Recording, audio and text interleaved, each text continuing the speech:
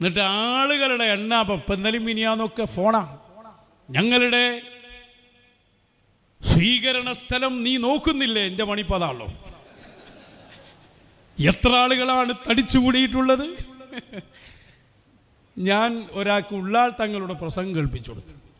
ഭൂരിപക്ഷം ഇസ്ലാമിലില്ലടോ. വലോ വഹ്ദി, ഞാൻ ഒറ്റക്കാണെങ്കിലും സത്യം പറഞ്ഞിടത്ത് നിൽക്കും.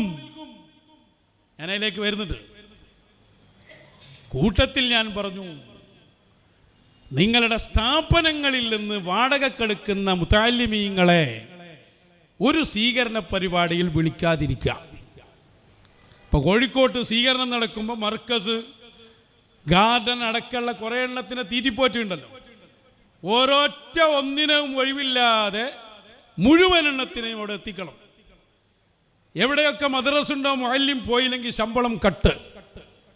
ഇങ്ങനെ പാവപ്പെട്ട മുതഅല്ലിം മുഅല്ലിമീങ്ങളെ കൊണ്ടുവരുന്ന സംഭവം ഉണ്ടല്ലോ, അത് ഏതെങ്കിലും ഒരു വേദിയിൽ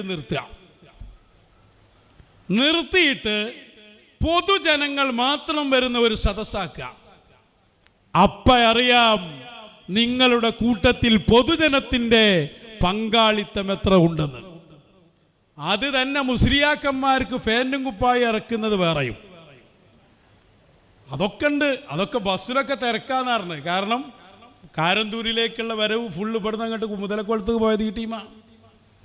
ഞങ്ങൾ മറന്നിട്ടില്ല, കഴിഞ്ഞ കേരള യാത്രയിൽ തിരുവനന്തപുരത്ത് സമ്മേളനം നടക്കുമ്പോൾ അതിൻ്റെ മുൻനിരയിൽ കൊടി പിടിച്ച് നിർത്താൻ വേണ്ടി തിരുവനന്തപുരത്തിനടുത്ത കോളനിയിലേക്ക് കയറി ചെന്ന് അവിടെയുള്ള പാവപ്പെട്ട ആളുകൾ, അതിഥി തൊഴിലാളികൾ, അവരെ വാടകക്കെടുത്ത് ആയിരങ്ങൾ അവർക്ക് പ്രതിഫലം നൽകി നിങ്ങൾ നിങ്ങളുടെ റാലിയുടെ മുൻനിരയിൽ തന്നെ അവരെ വെച്ചിട്ടില്ലേ? നിങ്ങൾ നിഷേധിക്കാൻ പറ്റുമോ?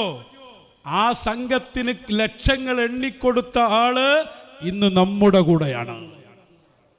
നിഷേധിച്ചാൽ ആള് വന്ന് പറയും കഥ. ആളെ കഥ ഒന്നും ഞങ്ങളെ കൊണ്ട് പറയിപ്പിക്കണ്ട നിങ്ങൾ. അപ്പൊ അതൊന്നുമല്ല ഇതിന്റെ മാനദണ്ഡം.